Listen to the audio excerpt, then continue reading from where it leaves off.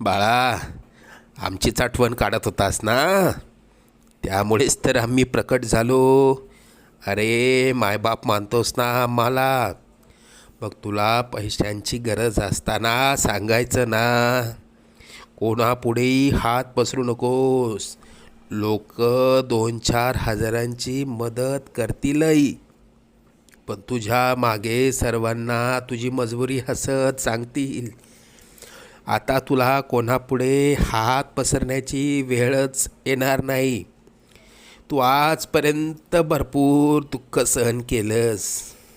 लवकरच तुझ्या रडक्या भाग्यात सुखाचे दिवस येतील. तुझ्या मनात असलेली इच्छा पूर्ण होऊन अक्कलकोटला पेढे घेऊन येणं होईल. येशील ना आम्हाला भेटायला अक्कलकोटला? सगळं मनास